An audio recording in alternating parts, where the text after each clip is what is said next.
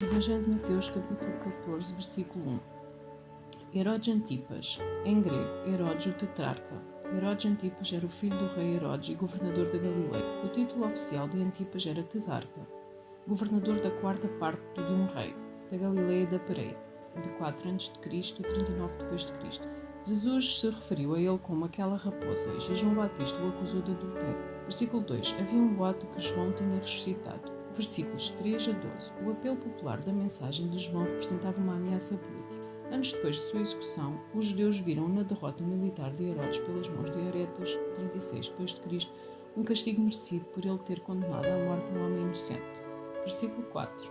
João alertou Herodes de seu pecado repetidamente. Versículo 6. A filha de Herodias era provavelmente Salomé, filha do casamento anterior de Herodias com Filipe. Danças sensuais como essa eram comuns em meio à realeza depravada.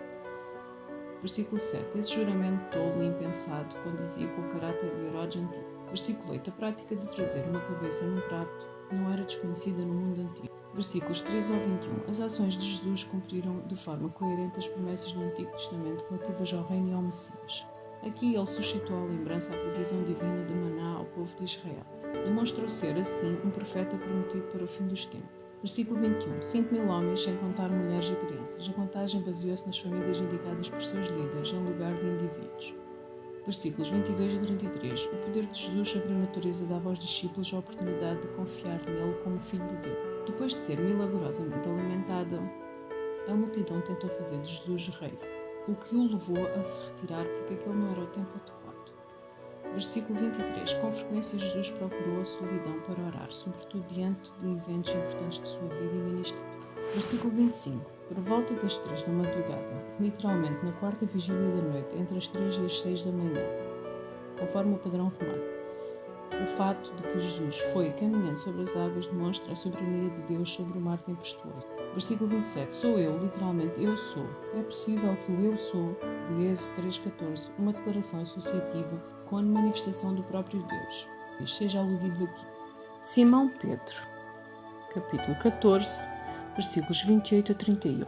Simão Pedro era o mais proeminente dos 12 apóstolos. Depois da morte de Jesus, tornou-se o principal porta-voz dos primeiros cristãos em Jerusalém e responsável pela evangelização dos judeus. É provável que, em hebraico, seu nome fosse originalmente Simeon, transliterado para a nossa língua como Simão. Cefas é a transliteração de um nome aramaico que Jesus lhe deu e significa rocha, traduzido em grego por Petros, em português Pedro. Embora Pedro fosse de Betsaida, morou posteriormente em Cafarnaum.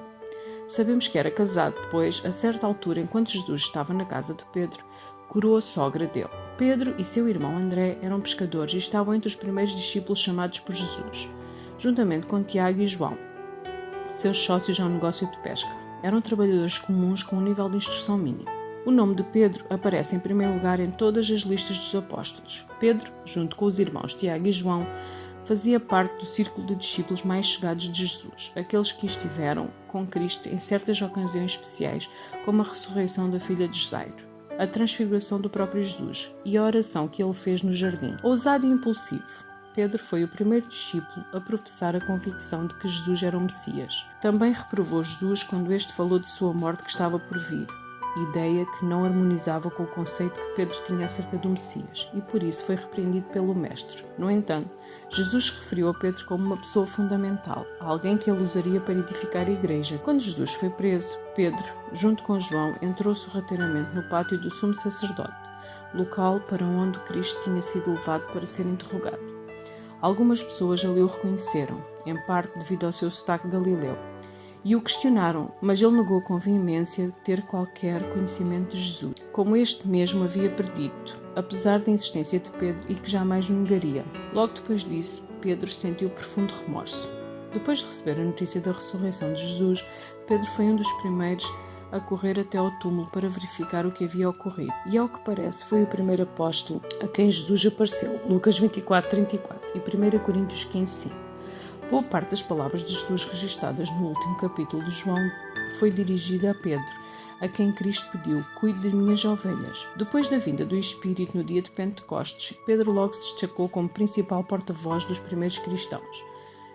Desse momento em diante, como vemos em Atos dos Apóstolos 1 ao 12, desempenhou um papel fundamental na propagação do Evangelho da Judeia ao pregar ousadia para as multidões, curar pessoas e, mesmo ao ser preso, falar destemidamente às autoridades. Em 2 ocasiões foi liberto miraculosamente da prisão. Também assumiu a liderança em questões administrativas na fase de rápido crescimento da comunidade de discípulos. Pedro foi o primeiro a anunciar as boas novas aos gentios. Mais adiante teve uma participação crucial no Concílio de Jerusalém, que tratou dos convertidos gentios e argumentou que os não-judeus estavam desobrigados de observar a lei de Moisés e deveriam, sim, ser aceitos com base somente em sua fé em Cristo. Posteriormente, ao revelar incoerência nesse aspecto quando visitou Antioquia, foi repreendido por Paulo. Além da informação de que levou sua esposa consigo em pelo menos algumas das suas viagens missionárias. Há poucos detalhes a respeito da vida e do trabalho missionário posteriores de Pedro. Teria passado algum tempo em Corinto. De acordo com a tradição antiga amplamente difundida, Pedro foi crucificado